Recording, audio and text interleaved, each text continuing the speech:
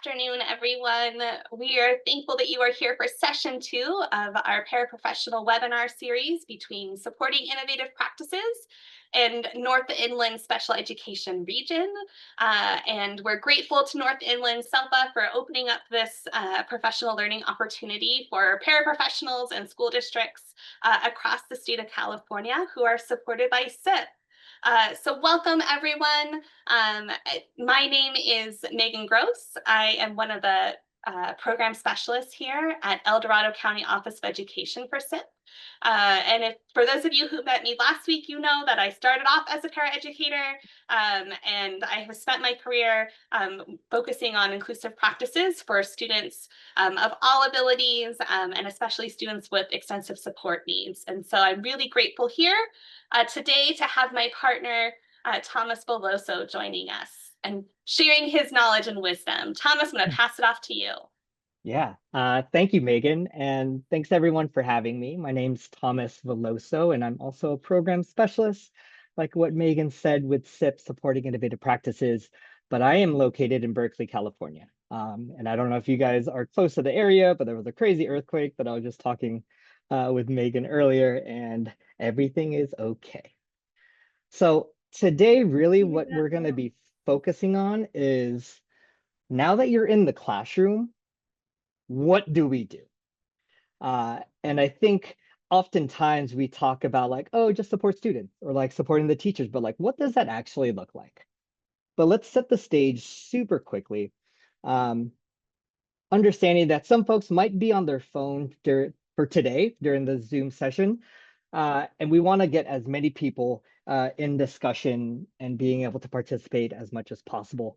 So here's a quick just overview of how to use it. If it's on your phone, tap on the screen, then you'll be able to see the bottom bar, and that'll give you options of mute, your video, raise your hand, chat. And that's a great way for you guys to be able to engage with us, the presenter, and also engage with each other. Megan and I looked at the feedback that you guys had, and you guys had a lot of really great feedback. But one of the things that we want to definitely incorporate by design today is having you guys share your own expertise with one another. So be prepared to be in a breakout room, have some fun, know each other, so that you can learn from one another. This is the Padlet link. This is something that you guys had last week. It's the same one, but we've added more resources. You'll also be able to find our session slide deck today, which is session 2. Feel free to follow along if you'd like to do that, and also check out the resources, but we'll also be dropping the resources and the links also in the chat. So be on the lookout for that. So I have a first kind of check-in question, which kind of started with like names and where you're at, but if you can, unmute yourself or put it in the chat. I'll do my very best to kind of like follow along, but share your name and then where you're at, but then also how long have you've been doing the work? How long have you been a paraeducator or an instructional assistant or just an educator in general, so that we kind of have a feel of the expertise in the room. So I'll give you guys a moment.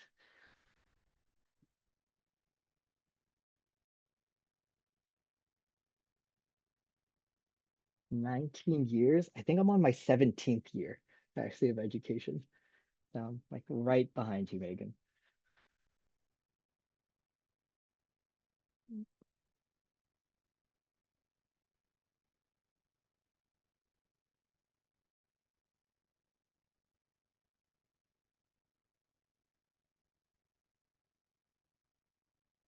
Thank you, Susanna. Early childhood educator for 24 years, a paraeducator for 3 years. A lot of expertise. Thanks for sharing. Shauna San Diego, year 23. Special education teacher from Sarah, 12 years. Bedtosa, school library clerk for 4 years. Audrey, zooming from Ramon, 24 years. Over 20 years. There is a lot of expertise in this room. I'm super excited to really learn from you guys, especially in the breakout rooms.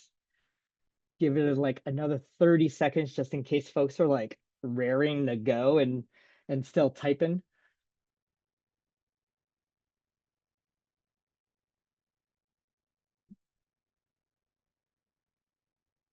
That wait time. Some stragglers might come. Nice. Sajiri, I hope I pronounced that right, but from Pleasanton Early Childhood, 2 years resource aid and 2 years. Oh, great. I'm so happy that we kind of have like a gamut of folks today, which is going to be amazing. So what I'd like to start off with is what we're hoping to come out of this session outcome. First, we want to identify like what our roles are when we're supporting student learning. Right? You guys are all educators and have been here for many years, it sounds like, but also some new folks. And I'm hoping that with today, you'll learn at least one new thing that you might want to try to implement tomorrow. Another session outcome is we're going to identify ways to collaborate. Collaborate with teachers, collaborate with each other, with colleagues, collaborate with other paraprofessionals, and really have a structure to that, right? Because collaboration, as you know, and as we all know, is really a key aspect when it comes to being able to drive student success. Because if we're not meeting and we're not collecting data, then we don't know where we're going. And then our final outcome is you guys are going to learn from each other. You guys are going to have opportunities to collaborate with one another, and hopefully share a little piece about yourself and kind of like what brings you to the work. All right, this is another chat or unmute yourself, but I have an image here. First thing I want you guys to do is just take a moment, review it, study it, and then when you feel like you can, in the chat or unmute, what do you see? What do you notice?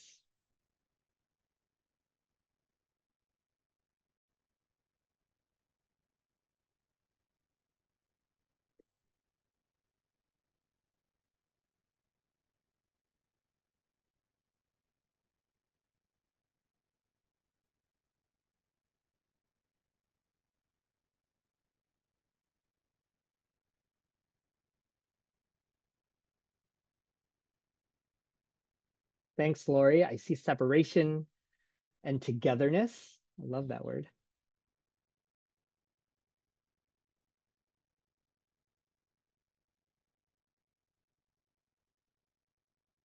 Wonder what else folks see. Different arrangement of dots. Thanks, Megan. The blue dots stand out more than the other dots are in the gray scale. Oh yeah, 100%. I see that too.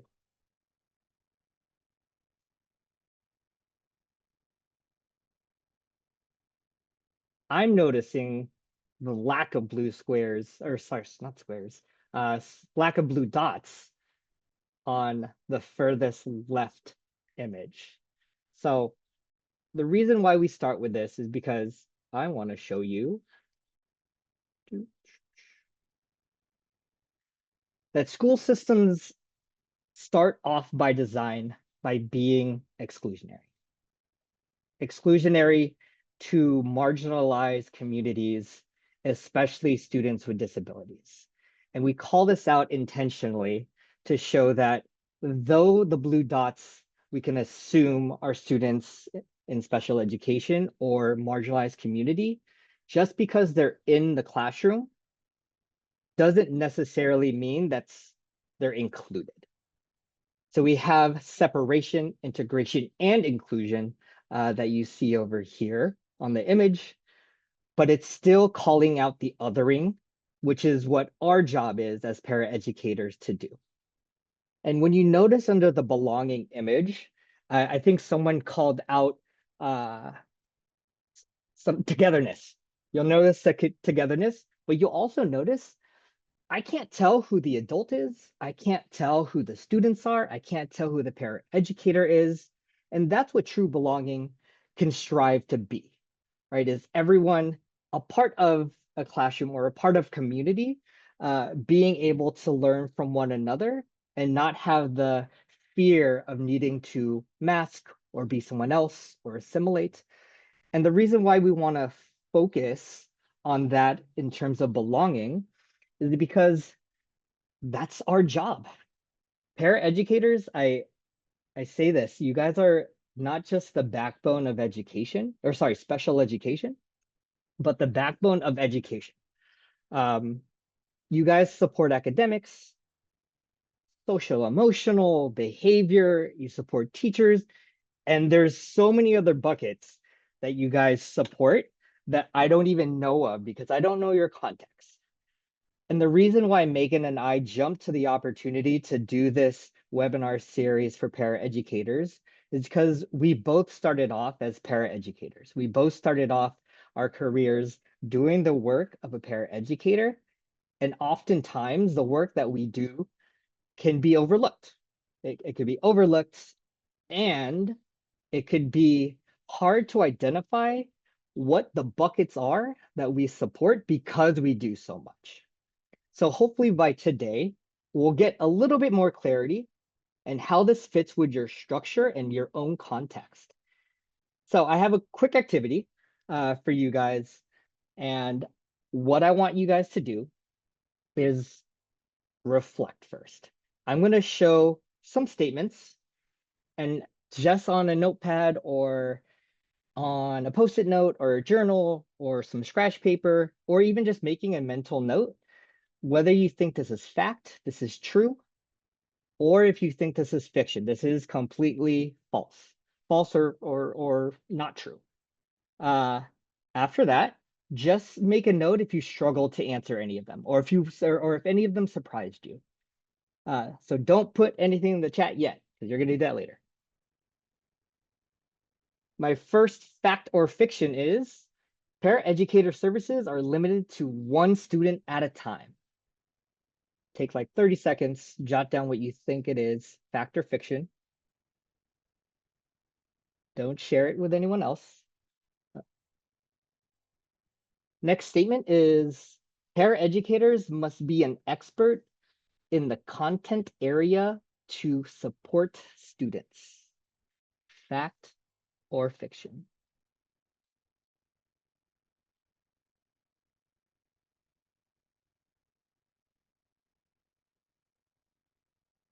Student success is the responsibility of both the teacher and the paraeducator. Fact or fiction?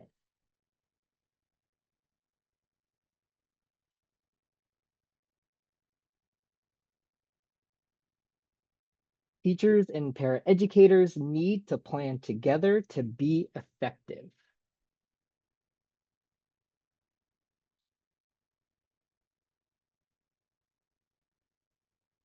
This is my last one.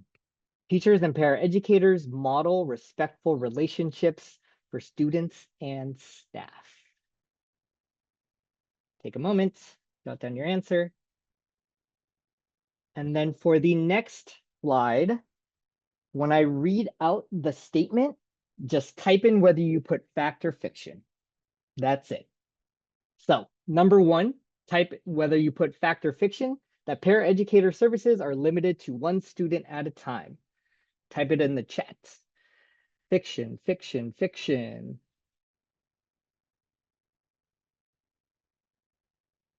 Fiction, nice. You guys are getting 100% so far. That's not true, right? Students might have a one-on-one, depending on what their IEP says, but for the most part, that's not the case all the time. Paraeducators can work with other students, and it's often encouraged that paraeducators work with other students to really role model how to engage with one another. Next one is, oh, I have a cool little animation. Next one is paraeducators must be an expert in the content area to support students. In the chat, put fact or fiction. Fiction, fiction. Fiction, fiction.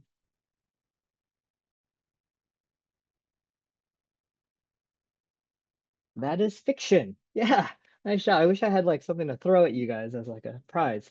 But yeah, But oftentimes, paraeducators might feel uncomfortable leading an activity or leading something that has to do with content, leading math or leading or supporting an ELA activity. But what's really important is the collaboration between the teacher and the paraeducator. What strategies should I be employing during this lesson? And also being open to feedback, asking teachers or other paraeducators to provide that feedback of how I did or how it looked in this lesson. Nice shot, you guys are killing it. No. Well,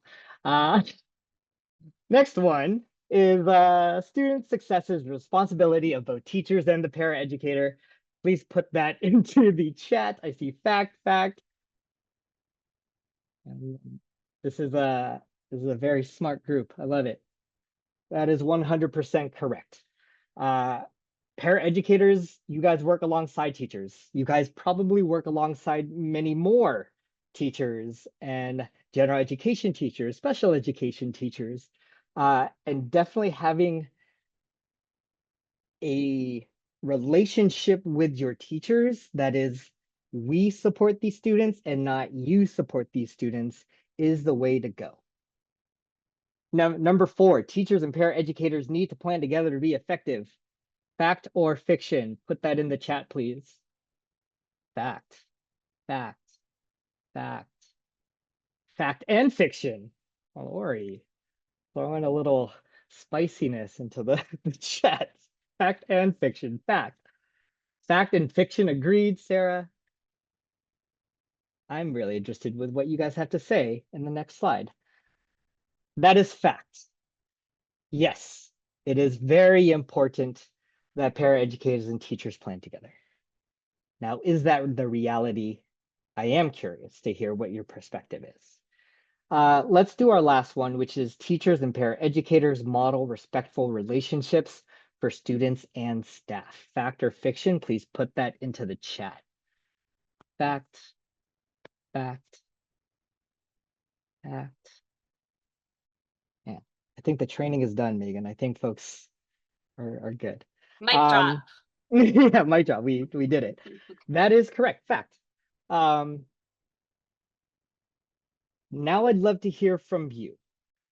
Feel free to unmute yourself. And if you're just coming in, feel free to also show your beautiful faces and click that video icon so we can see you. But how'd you do first off? And second, was there anything that you struggled with, or is this a reality that you have at your own district?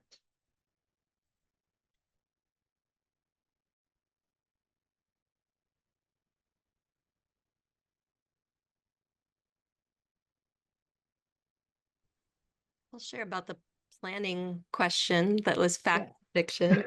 Thanks, Sarah. I think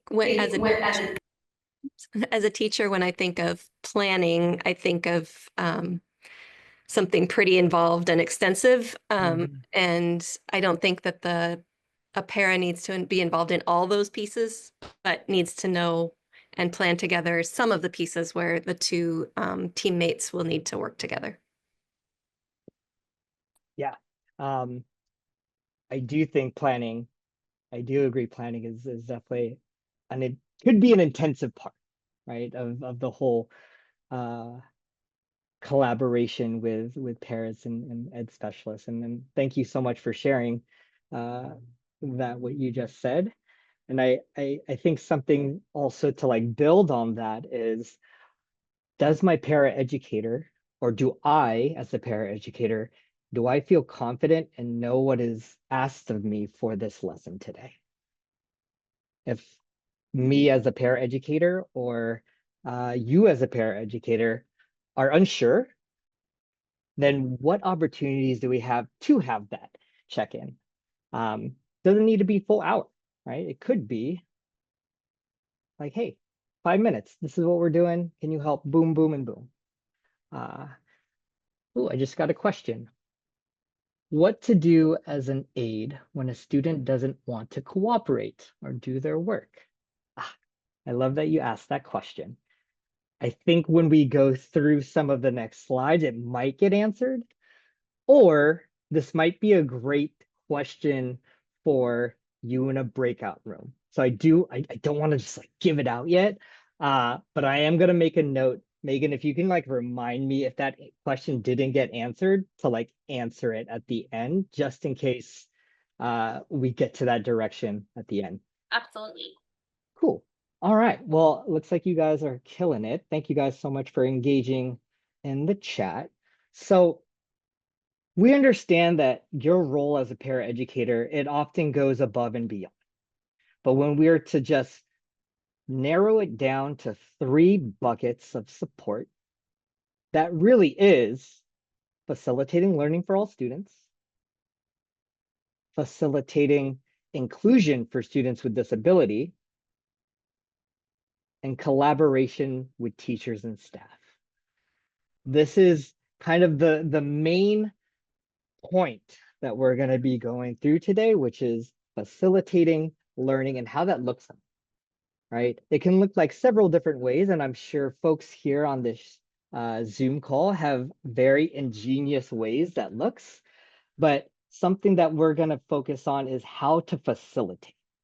So facilitating learning, this is a piece where we're not necessarily needing to be having the answer or do exactly the right, like the student asking us a question and we have to have the answer right there and then.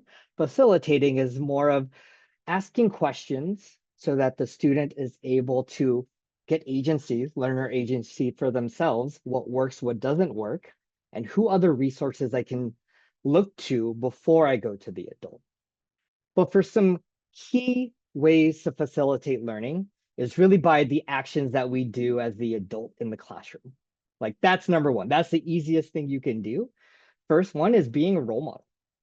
And what I mean by being a role model is not to like speak respectfully all times during the class to everyone, but it's really like modeling how to be a student.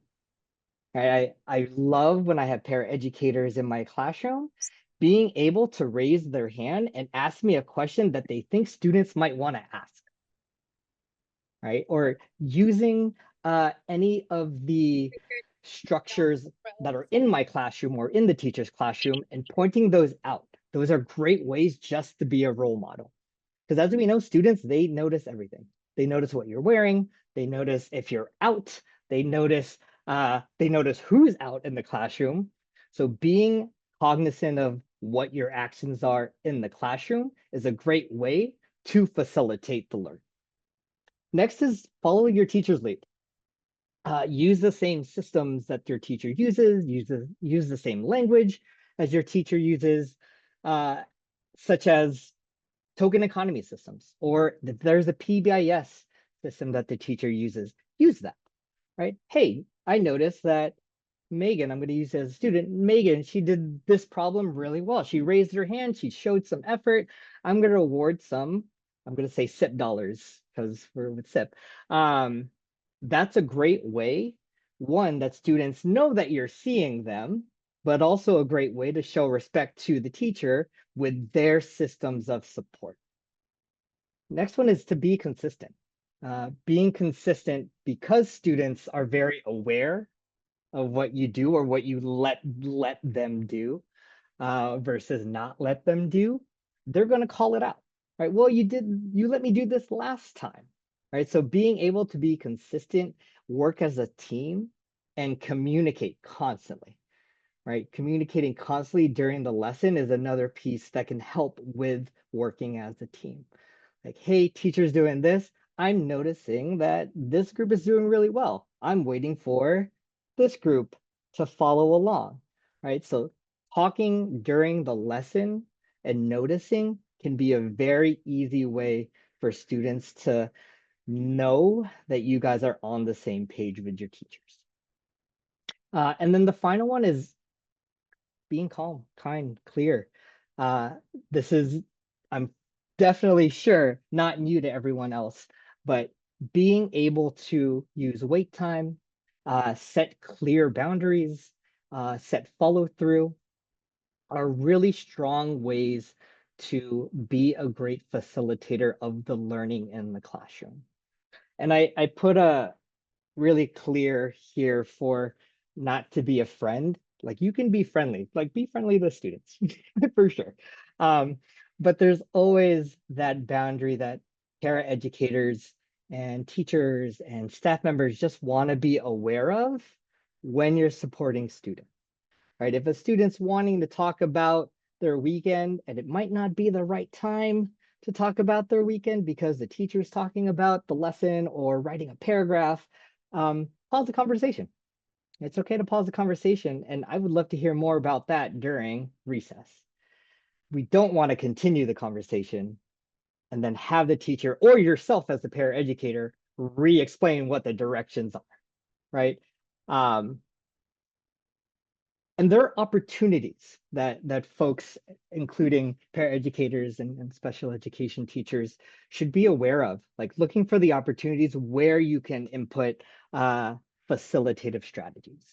And it's in the academics, socialization, and I put praise here as a way to really acknowledge facilitative learning. So our first one that we have on the left side is ensure students sit next to peers, right? Talk to your teachers, talk to your ed specialists, talk to other paraeducators. How can we ensure that students sit next to each other as a structure? And then how can I prompt? So a good sample statement you guys can use is, why don't you sit next to Hassan so you guys can work together? I forgot to mention this, so my apologies, but this is a link. You'll find this, it's para facilitation, and they have a list of a bunch of examples. And I'm just taking these 5 as like examples, but there's a long list of ways, including sample statements that you have, which is on the Padlet. I want to point that resource out for folks. Another way to facilitate strategies is redirect the interaction to the student, right?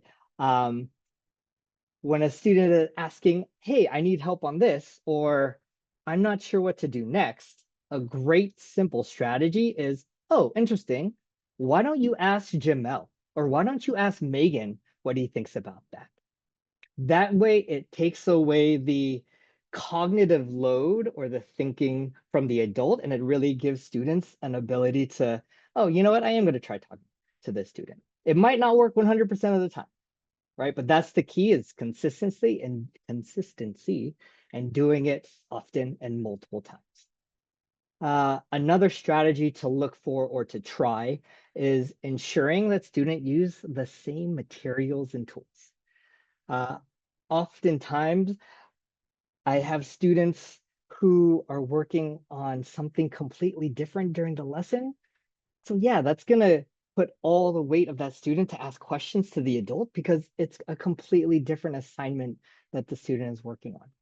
How can we ensure that students have the same materials, whether it's highlighters, markers, pencils, within that area of the classroom, and students know where that is?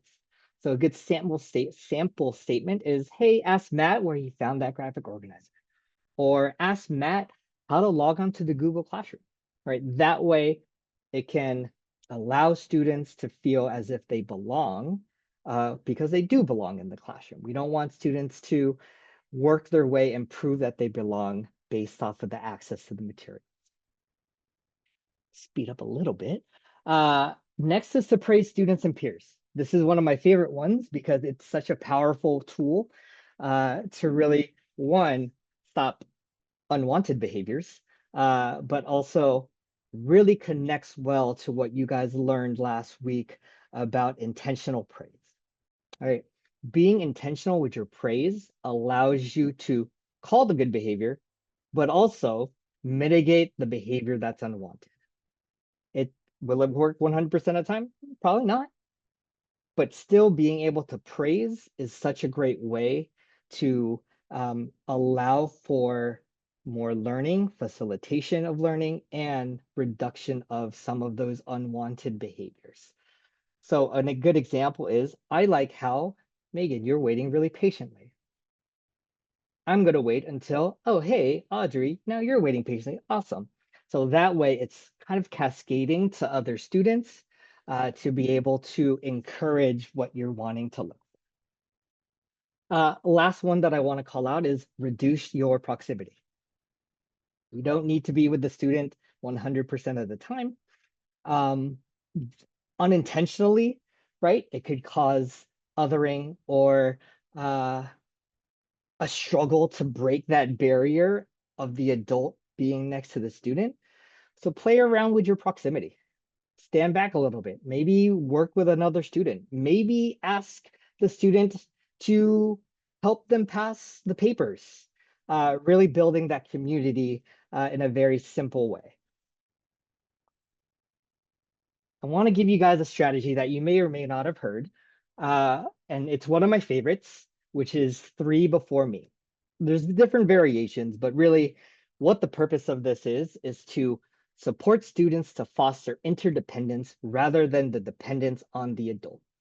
And as you know, independence isn't something that's built over time, right? It's something that is built incrementally. The more you do it, the better you get at it, the more you have students have agency and choice of what they can do and what they can try. So one variation of this is pause, have the student reflect. If they're asking, hey, what do I do? I'm not sure what to do. Have the student reflect. What did you hear? What's being asked of you? If that doesn't work, step 2 could be, what resource can you use? Could it be Google? Could you look around the classroom for any cues that has to do with what the instructional task is? Posters are, I love anchor charts because it's right there. I know it's there and the teacher constantly builds on them. So using what the teacher uses already consistently to point those out to students to allow for more engagement with their own learning. And then the final one is ask a peer. Ask a peer if you need help. What do I need to do now? That way, the student has tried 3 different levels or preventatives to the adult. And then, yeah, help the student after and answer any questions or point them in the right direction. But that way, the student is slowly building interdependence. And I put a very important step, which is debriefing with the student what went. What did you try this time? How did it go? What do you want to try next time? Right. So it's short-term goal setting with the practice. Another kind of way you can do the 3 before me rule is ask 3 students before me. That's another variation that I also like.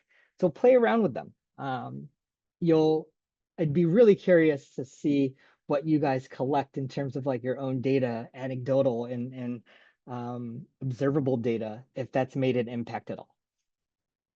So now we're gonna go to breakout rooms. You guys have to talk this time, for sure, because you guys are gonna be in a breakout room. What do you guys do in your own setting? Whether that is to facilitate learning or socialization at your site. What do you do or what do you want to learn how to do? When you guys go to your breakout rooms, we'll give you about, do you think 10 minutes is enough? 5? Okay, let's do 5 minutes. We'll do 5 minutes. And when you come back in the chat or unmute yourself, share a strategy that you learned or you are currently doing to share with the whole group. Okay. Well, how'd that go? What strategy are you currently using or talked about in your group if you'd like to unmute or share in the chat? Do you ever feel like you can do awkward wait time for a really long time yeah. because of what we do? Oh yeah. Yeah, I didn't. I can wait the whole time. Someone rescue us. Yeah. Are we not engaging enough? I could chime in with my my group. Right. Heck yeah. Well, Thank a number you. of things happened so that we were not able to have any exchange. Mm, So hopefully the next time we break out in groups, we'll have more participation or folks that yeah, can participate. for sure. Thanks for that feedback. Was there any strategy that you guys that you do in your setting that facilitates learning? Well, we do a couple different things. We make each lesson plan. We have groups that work together. They work at the board. That for students that are a little nervous about being up there at the board on their own, they've got companions up there with them.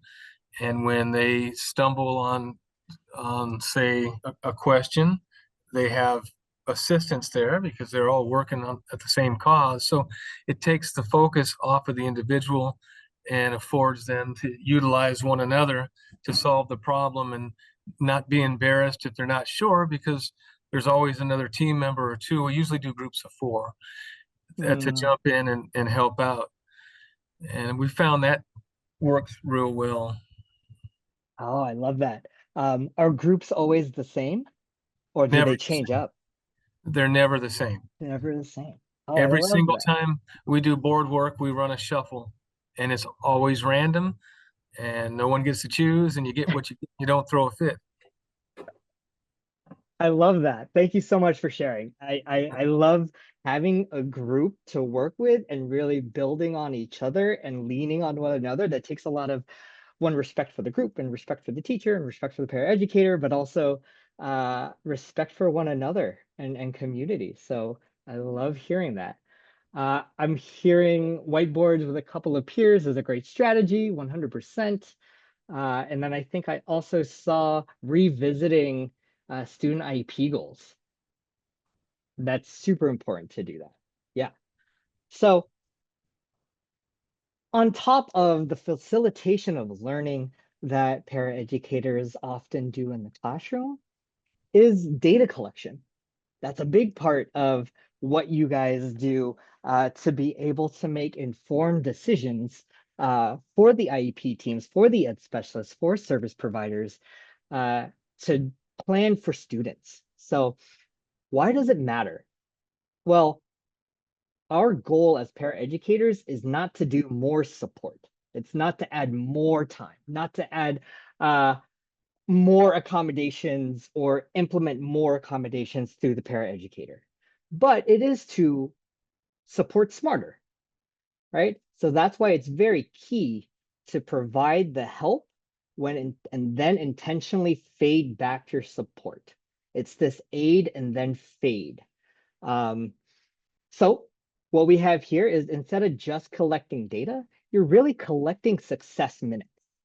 And this is really intentional using success minutes because you guys talked about the importance of language and the importance of language when it comes to addressing students and when it comes to language in your IEPs.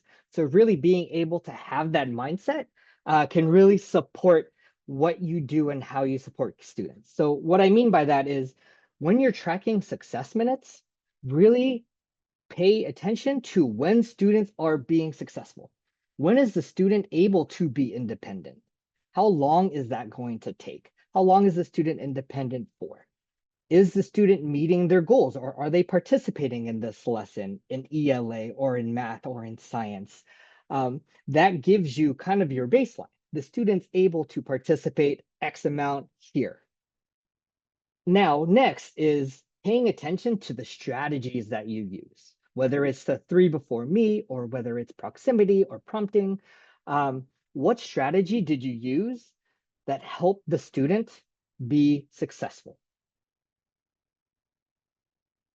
Taking note on the environment of when success is happening, right? So a student might be really successful during the beginning part of the classroom where it's checking in and having students share how they're feeling and might check out during an academic demand.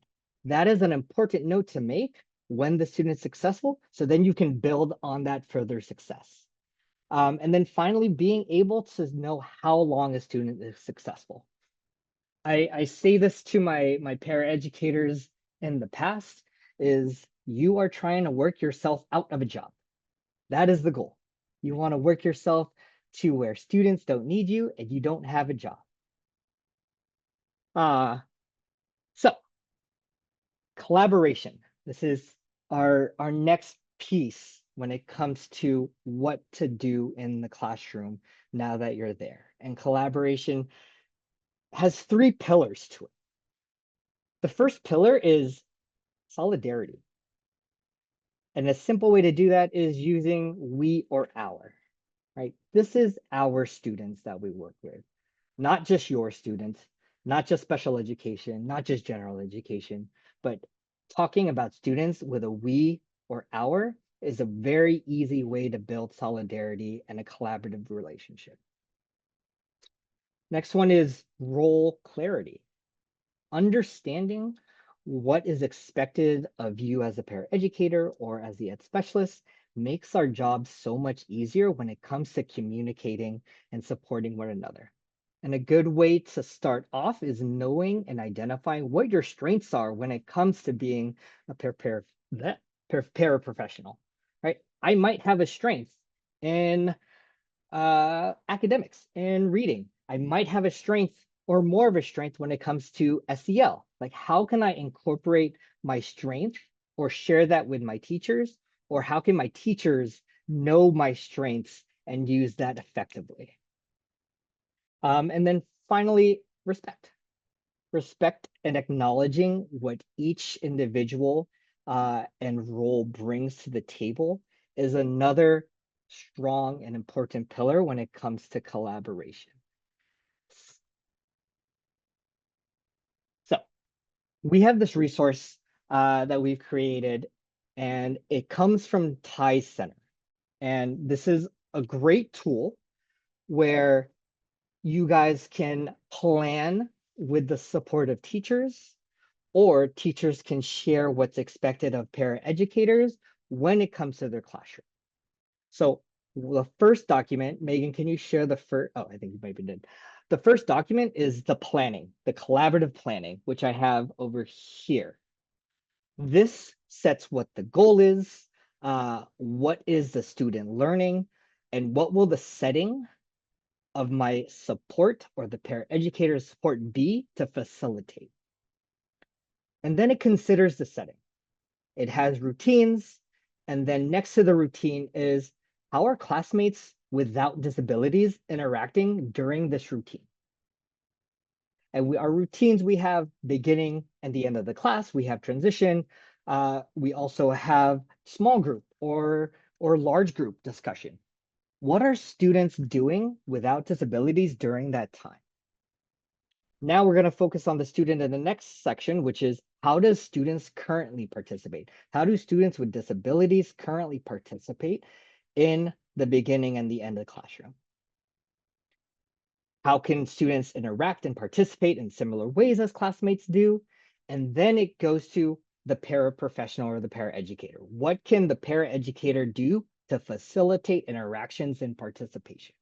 This is a great way to really map out what support's going to look like without needing to try everything all at once. And if it doesn't work, that's a great conversation to have. I love when things don't work because you debrief it and you learn what you can do differently next time. There's another resource for everyone on this Zoom call, which is reflection. How did my work look like today? What mindset or views did I have that promotes inclusion? And what trainings or questions might I have? So 2 different support documents for you guys to use. And next is another breakout room. I think we can do 5, maybe 6 minutes of breakout room. And in the breakout room, connecting to collaboration, share your why. What's the strength that you bring to the role of a paraeducator or an ed specialist or a service provider or an administrator or an educator? And then what's the challenge that you guys are seeing? And feel free to share any supports that you have in your expertise in the breakout room to address some of those challenges. If folks would like also, feel free to use a collaborative planning sheet to spark further discussion. I'm going to look in the chat if there's any questions. Doesn't look like it. How about we let you guys out to your breakout rooms for about 5 minutes and we'll see how that goes.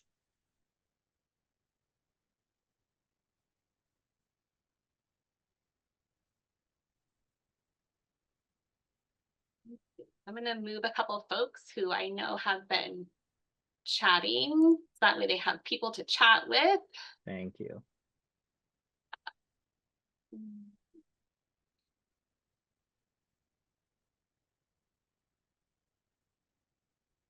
I think we should be good.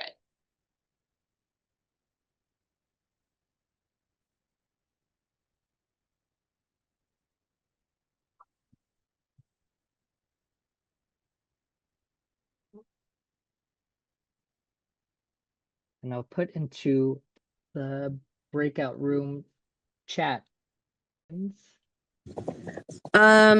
I really liked the asking them to help us. You know, like, love that. can you get that box out for us? Can you get that box of toys out? You know, can you grab the crayons? Can you get them for so and so too? Yeah. Oh, I love think that was like a really good, that was simple enough for our guys to do because they're little. So that's, yeah. I felt like that was a really good one. Good, good. I'm glad. Ashley, I appreciate that. Well, everyone, we're almost down to the end of our session today. A question that I have, and feel free to unmute yourself or put it in the chat, but what's one thing that you might try this week?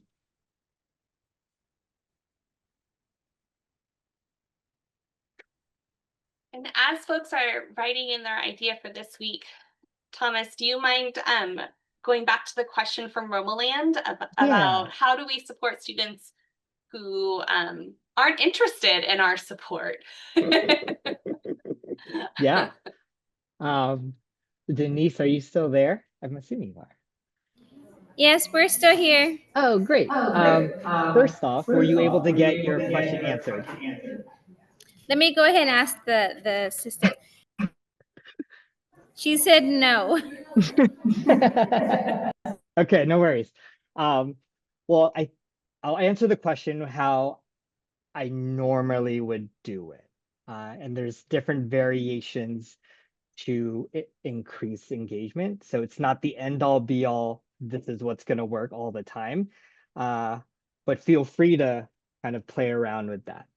Something that I like to do to kind of increase engagement, especially with an activity that might not be my student's favorite, is incorporating, if I can, what does the student enjoy?